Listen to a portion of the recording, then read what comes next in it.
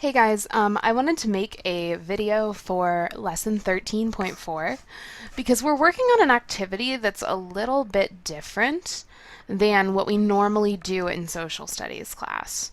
So we've spent the past couple days talking about sectionalism, which basically means favoring one interest of a small section of a nation instead of the nation's interest at large.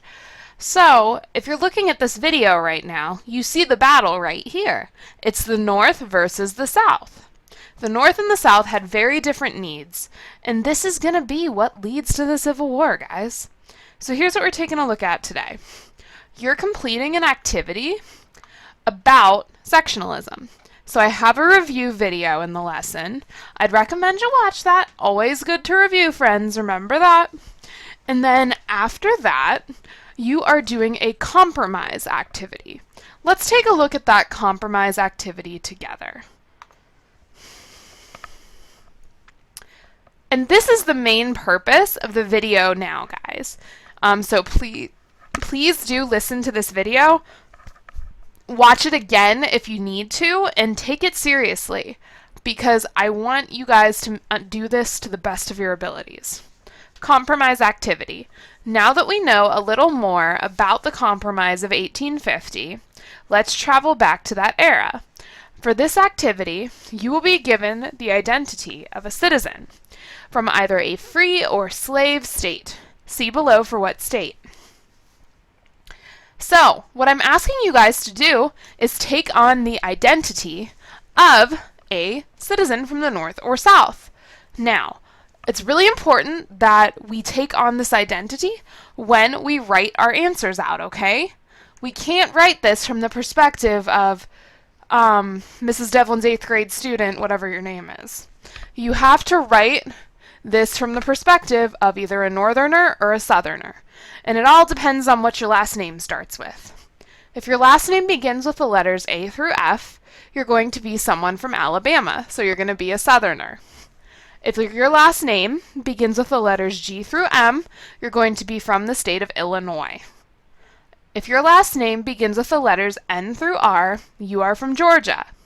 And if your last name begins with the letters S through Z, you are from Connecticut. So, free and slave states, basically. Now, we need to go to this second click here to review exactly who we are. So you'll notice here that there's a bio for each state. So if you are one of my students from Alabama, that means your last name starts with the letters A through F. You're going to be a farmer who rents the land you farm.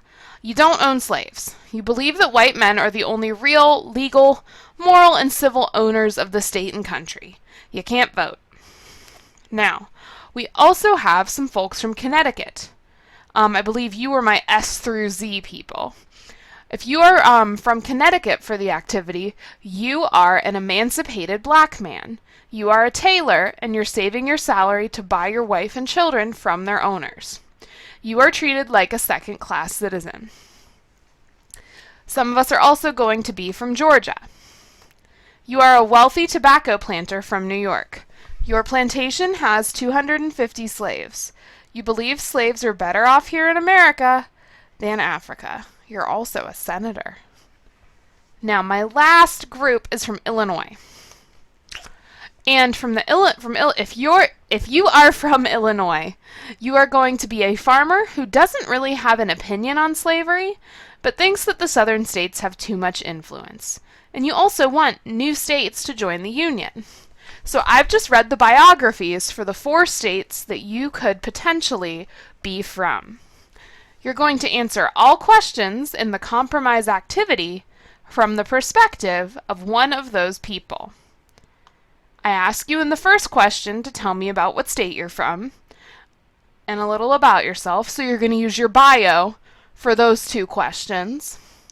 And then you're going to use what you've learned, and I've included some links in the lesson today to take you back to history.com pages about the Compromise of 1850 and about the Kansas-Nebraska Act. You can also check out Chapter 15, Sections 1 and 2 in your textbook to help you.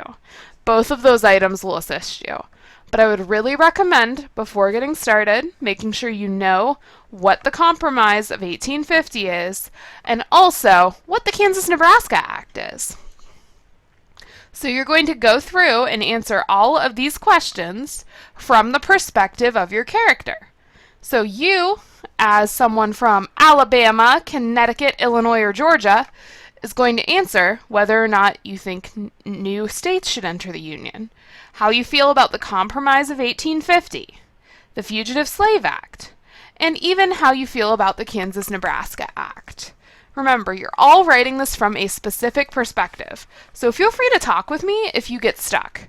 I am so happy to help you with that. So, once you've completed this activity, you're finished for the day. As always, guys, call me, email me, chat me, whatever you need if you're stuck. I would rather you do that than give up on an assignment. Have a wonderful day, folks.